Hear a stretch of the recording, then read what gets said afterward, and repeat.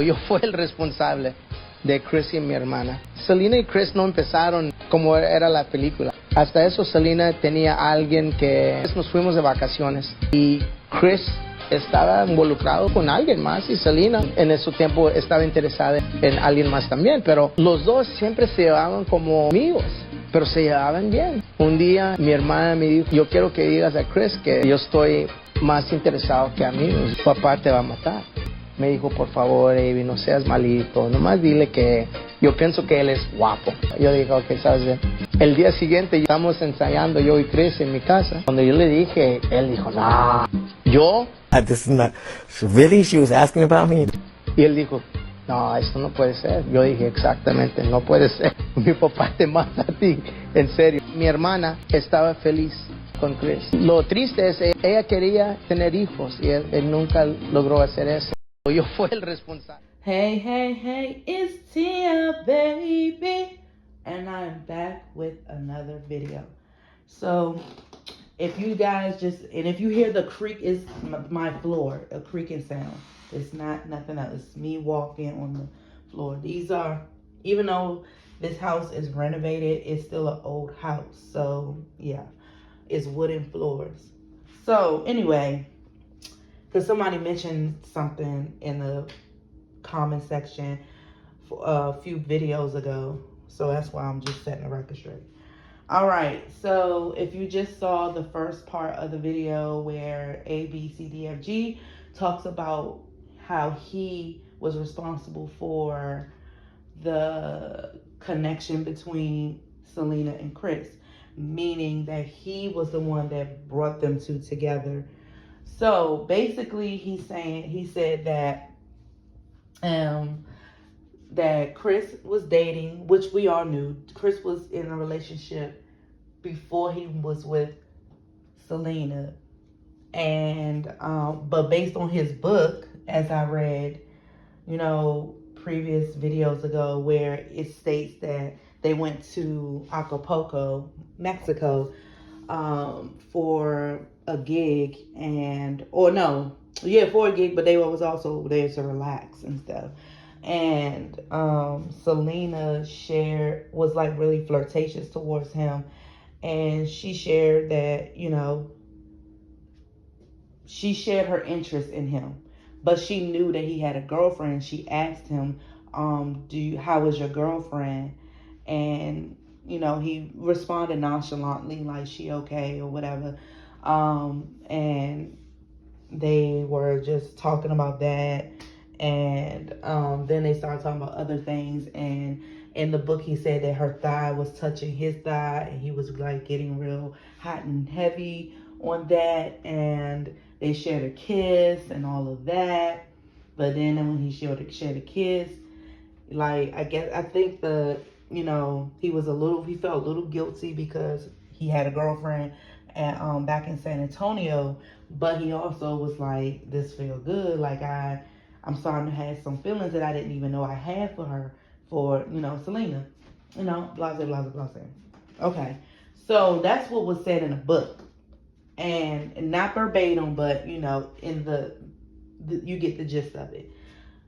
However, and of course he broke up with the girlfriend and he got with Selena.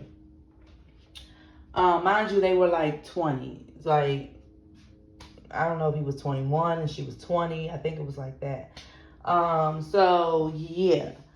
But if you saw what ABCDFG said, he did say that Chris was seeing someone, but I did not know, and nor did Chris say in his book that Selena was dating someone. ABCDFG said that Selena was dating and was interested in someone. Now, someone else. He didn't say someone, he said someone else. So I don't know who she was seeing before she was talking to Chris, because Chris didn't even explain it or mention it in the book. So I was like, then I was thinking, I'm like, well, if she was already dating someone and interested in someone else, why didn't Dictator say anything about that? Why didn't he, get in between that relationship or that, situationship Why wasn't there any animosity towards that? Okay, so then if you looked at ABCDFG's response, and he was like, Selena had came up to ABCDFG and said, I'm interested in Chris. Can you tell him that? And he said that, well, you know, Dad is going to kill you.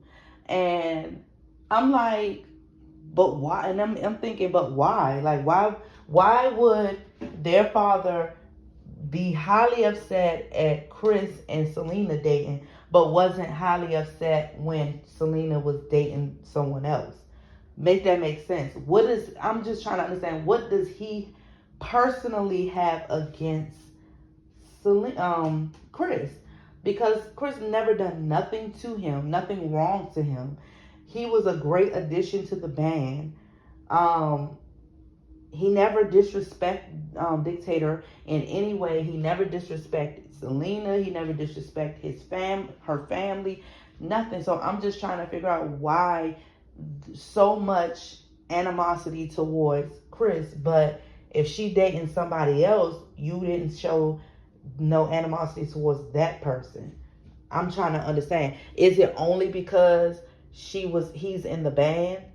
I'm like, he working just like she working. Make it make sense. I mean, or he just didn't like him. I mean, there are people that people just don't like because of they just don't like them. And I mean, there have been people that I can't really point my finger on why I don't like that person or people, but it's just something about them I may not like. And maybe that's what it is about Dictator versus Chris. I don't know, because he respected him. He respected him, so I don't understand what the animosity was. But anyway, then ABCFG said, Selena was begging him to tell Chris how she felt about him, that she was interested in him. And so he was like, all right, I mean, I'm going to warn you, you know, Dad is going to be upset or whatever. So then he tells Chris, hey, I got something to tell you. Selena told me that you are handsome and that she's interested. And he was like shocked. And he was like, for real? She interested in me? Da, da, da, da. And so, and then he said to ABCFG said to Chris, well, you know, if Dad finds out, he's gonna kill you. He's gonna, you know, he's gonna be very, very, very, very upset with you. And he was talking to Chris about that, and he was like, ABCFG was like, basically, the rest is history. Once he told Chris how she felt about him, they started talking, flirting, and expressing how they felt. Well, she was expressing how she felt about him, and then they started having these feelings, and then they developed something, and that was that. And then he was saying the unfortunate part was that they never got a chance to have any kids. She wanted kids, but of course, because of her untimely demise, they didn't have any kids together. And that was unfortunate. And I just wanted to make a little quick video about that, because I was just like, I did not know she was dating someone else or interested in someone else before Chris. I thought Chris was her first boyfriend. And, I thought that was what that was. I didn't know she was dating anybody. She may have been dating like a regular person, like that's not in the music industry. Maybe somebody from her neighborhood. Who knows? I don't know. Or from her when she did go to school, when she wasn't like really torn like that, because she did go to school for a little bit. Maybe it was somebody from there. Who knows? But I'm just like, what is this? I just want to know, what is the strong animosity towards Chris when Chris doesn't talk much? He doesn't do much in terms of like create drama or anything. So I'm just like, why act like that towards somebody that did nothing to you? And of course, I said in my other videos that it could be the control thing. Like he felt like, Chris probably would control Selena, and that means that, that takes away of her father's control. Or he could feel like stereotyping guitarists. Guitar players have the stereotype that they're womanizers, that they are reckless, that they break the law, that they party all the time, irresponsible, wild, and untamed. And he probably thought that Chris was like that, which he was in a way, but not like the typical guitarist. Like, he did party, he did drink, he did allegedly trash a hotel, but I think it was more of his friends that did it, and he just didn't do anything about it. So he was like wild, a little bit. That's the floor. That's not me. He was a little bit wild, yeah, but I don't think he wasn't the typical guitarist that always got into trouble and breaking the law and whatever. So maybe that's why he didn't like him for her. But I'm like, if you felt that way about a guitarist, why even allow a guitarist to be in the band if you're the manager? I mean, you could say absolutely not, even though at first he probably wasn't too keen on having a guitarist, but ABCDFG convinced him so that it would be a good addition to the band. But I'm just like, you gotta put two and two together. Before Chris, who was attractive on that band in terms of males? Pete wasn't all. I mean, he's not unattractive, but he's too old for her. He was older than Selena, and I think he had his own like family and everything. And then the black guy, what's his name? Sheldon. I don't remember his first name, but I know his last name is Sheldon. He had a wife. He had a family, and I think he was older than Selena as well. And he's not. I'm sure he's not her type. Not because he's black, but he's not ugly, but he's not he's not a pretty boy. I mean, I'm just saying. But and then who else? Of course, the other two was her siblings, and then Ricky. I don't think she never saw him in like, oh, he looked good or whatever. Nothing like that. It's more like he saw them as brothers, like Ricky and the other one, the one that was in love. I think that's Ricky. I don't know. I don't get their names mixed up. But the one on the keyboard, and then there was another one that was in love with Suzette, allegedly. Like, she looked at them as her brothers. So none of the band members were her type. Some of them were older and then had families of their own, and the ones that didn't, they were like brothers to her. So it was like Chris was like the only good looking guy in the band, the only good looking guy. And I mean, if her father had some type of sense, she would know, okay, Chris and Selena are literally the youngest ones in the band.